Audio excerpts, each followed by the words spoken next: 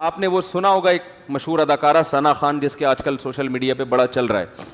میں نے کل دیکھا اس کا حضرت مفتی تقی عثمانی صاحب نے ٹویٹ کیا ہے, اس کو مبارکباد دی ہے. تو مجھے خیال ہوا کہ یہ کوئی واقعی کوئی بڑی ایکٹر ہے جس کے بارے میں حضرت مفتی تقی عثمانی صاحب جیسے آدمی اس کو مبارکباد دے رہے ہیں, تو اس کا مطلب یہ مفتی صاحب اس کو اپریشیٹ کر رہے ہیں. تو خیر میرا رابطہ ہوا, اس لڑکی کا فون آیا میرے پاس, پتہ چلا بیان سن رہی ہے. میں نے یہ اس کی اجازت سے آپ کے سامنے شیئر کر رہا ہوں. یہ جو میں بات ابھی کر رہا ہوں نا, اس کی پرمیشن سے. اس نے کہا کہ آپ بتائیں لوگوں کو کہ میں نے آپ کو کال کر کے اپنی کارگزاری سنائی ہے, اور مقصد اس کا بھی صرف حوصلہ افزائی ہے. تو اس نے مجھے بتایا کہ پہلی بات تو یہ کہ میرے اوپر قطعاً کسی قسم کا کوئی دباؤ نہیں ہے جس کی بیس پہ میں توبہ کر کے بالی ووڈ کو میں نے چھوڑا ہے. اس نے بتایا کہ پہلی بات مجھ پہ کوئی کسی قسم کا دباؤ نہیں ہے, کیونکہ اس پہ الزامات لگ رہے ہیں مولویوں نے الو بنایا, مولویوں نے بیوقوف بنایا, یہ کیا وہ کیا. پہلی دفعہ تو بیچاری کا مجھ سے رابطہ ہوا ہے, ٹھیک ہے نا.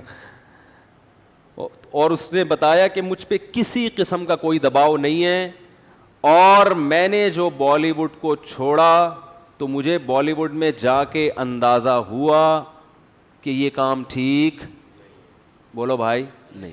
اس میں عزت ہے, شہرت ہے, لیکن غلط طریقے سے عزت اور غلط طریقے سے دولت. عزت شہرت اور دولت جو دو چیزیں ہوتی ہیں نا انسان, دنیا کی ڈیفینیشن کیا ہے؟ پیسہ ملے اور عزت ملے, یہی ہے نا. ارے جب ہم کہتے ہیں اللہ نے فلاں کو بڑا نوازا ہے, ہندو کہتے ہیں بھگوان نے فلاں کو بہت نوازا ہے, تو کیا مطلب؟ بھگوان نے فلاں کو عزت بھی بہت دی ہے اور پیسہ بھی.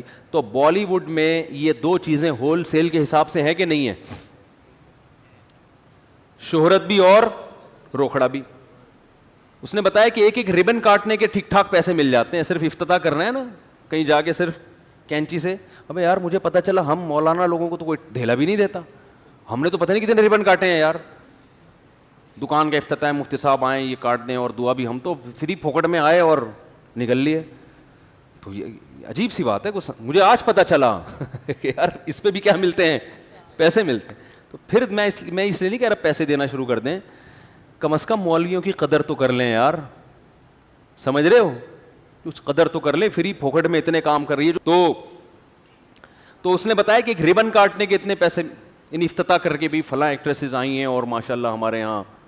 تو اس نے کہا میں عمرہ کرنے گئی انہی پیسوں سے, لیکن میرے دل میں خلش تھی کہ میں اللہ کے گھر بھی حلال پیسوں سے نہیں آئی.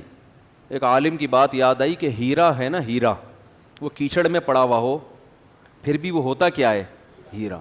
تو یہ جو کلمہ ہے نا, کلمہ لا الہ الا اللہ, ایمان, یہ بڑی زبردست چنگاری ہے. مسلمان کو احساس ہوتا ہے کہ غلط کیا ہے, غلط. غیر مسلم میں بسا اوقات احساس ہی نہیں ہوتا, وہ کہتا ہے یار یہ سب سیٹ ہے, سب ٹھیک ہے, حالانکہ شروع میں اس کا ضمیر بھی کہتا ہے کہ یہ ٹھیک نہیں ہے, یہ غلط ہے.